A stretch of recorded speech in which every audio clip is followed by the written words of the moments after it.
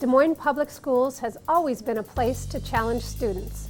A new initiative in the district is helping students to be challenged with an international education. We'll talk about that next on Classroom Connections.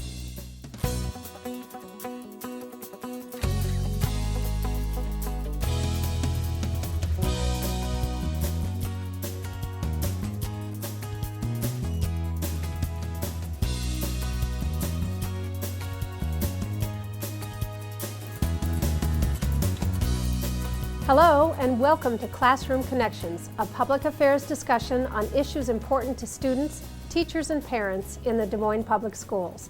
I'm Lee McGivern, Director of Community Relations. Last year, district leaders were pleased to learn that Central Academy had been accepted into the International Baccalaureate Diploma Program. This year, the district has expanded the IB curriculum into the elementary and middle school levels. This has been a big initiative for our district, and here to give us an update on what has happened with the IB program this year is David Johns, Humanities Curriculum Coordinator for Des Moines Public Schools. Thanks for joining me today, David. I'm happy to be here, Lee. First, for someone who isn't familiar with the International Baccalaureate program, can you give us a quick overview of what that includes? Sure.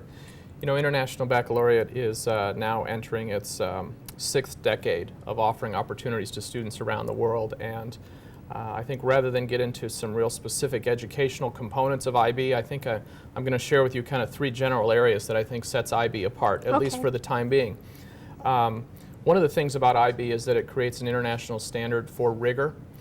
In doing that, it raises the bar for the learning experience that takes place in all IB schools. And when I say IB schools, I mean, like you suggested, those schools that are at the elementary level, the middle school level, and also the high school level. So raising the bar is really one of those hallmarks that's pretty clear in an IB school, and it's raising it to, again, an international standard of rigor. IB schools are also schools where we blur the lines, where throughout the day a child's experience or a student's experience is not one where it's math for a certain time of the day and then you step away from math and you go into science and you go into PE. This blurring of the lines, I think, is important because it recreates really what the world is like. I think the challenges that are out there in the world are those where we don't just bring our math hat to the challenge, we don't just bring our science or our physical education hat, but really an IB education allows that students to really see the complexity of any issue or situation. And because their learning experience has been one where the line has been blurred, it's believed that they're more likely to take successful action on some of those issues and challenges. So raising the bar, blurring the line, and then finally the third hallmark of an IB education is connecting with the world. The most obvious way that students connect with the world in an IB school is by learning another language.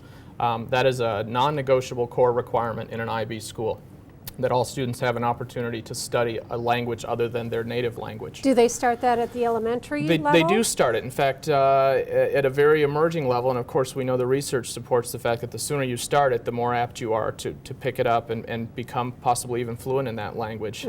So as early as even the preschool years, students have an opportunity to begin the study of a second language. And of course, I say second because that's true in a lot of schools, but in some schools, remember, that's maybe a student's third, fourth, or even fifth language that they might be studying.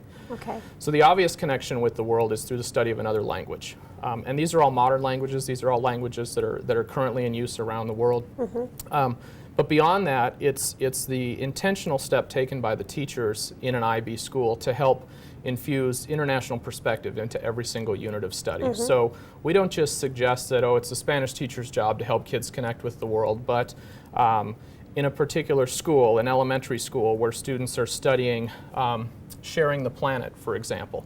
The Spanish teacher would have a role in the study of that unit. The PE teacher would have a role in that. And all of them would look at that issue of environmentalism, sustainability from a global perspective. We would look around the world to where people have made great strides.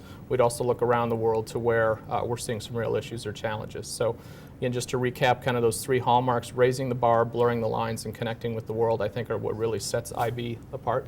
Well, one thing that you said that kind of interests me is the one thing that the Des Moines Public Schools brings to the table is our diversity of the students who are in our classroom. If students are in the IB experience, elementary, middle school, or at the high school level, are they able to kind of use that, tap into that ethnic and cultural diversity that our students have and bring to the classroom classroom and marry that into the curriculum? Absolutely. I think you're so much further ahead in international perspective when you have an international school to begin with, based on the students, their cultural and ethnic heritage, their language heritage, the life experiences of themselves and also of their families. And again, I think we are much further ahead in our schools, where the students themselves are really the instructional materials, so to speak, that could be used by the teachers and the staff in that school to really build on. I mean, nothing gets kids more excited than when they see a connection from within their own life to what they're studying at the time. So yeah, great point, you're absolutely right. Well, so where are we going? Because we started out and we're in one elementary school this year and one middle school this year, and in Central Academy they actually started in on the curriculum phase of this in September, I think. So where are we and where are we going? Sure.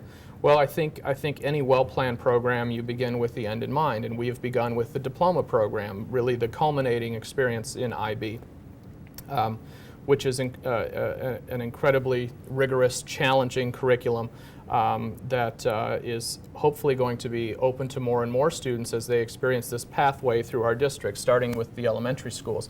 Actually, starting even earlier, our preschools that are attached to elementary schools, those little 4-year-olds have kind of a modified IB experience in those buildings. So with the end now defined as a diploma program, and of course the overwhelming desire to see more and more students successful in that program, right, it's logical to start working backwards then and trying to establish some pathways where we can enroll more and more students in that program and help them find success. That's part of the story. The other part of the story is that we're not necessarily creating a pathway that locks a student into that experience. At any time along the way, a student could have a great experience in the elementary school, go to a neighborhood middle school, and be a better learner because of that experience. Okay. So this isn't exclusively a talent development model. That will be a nice benefit down the road, but we know that any opportunity students have to learn in an IB school will benefit them, whatever path they might choose down the road. So it's not a foregone conclusion that 12 or 13 years in IB if you begin in preschool. Correct. It is not locking you into a track, not locking you into a feeder pattern or anything like that, but certainly it would be available to you if you wanted to see it through.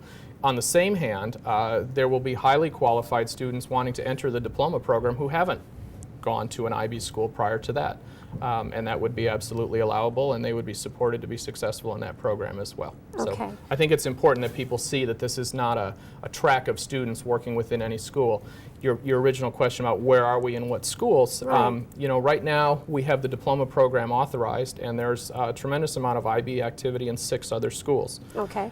Let's start with the elementary schools, for example. Hubble Elementary was able to open this school year as a candidate school, Okay. which means they have completed a full year of study of the model and some additional professional development and in-house collaboration that's important, Okay. and have submitted the first of 2 applications to International Baccalaureate.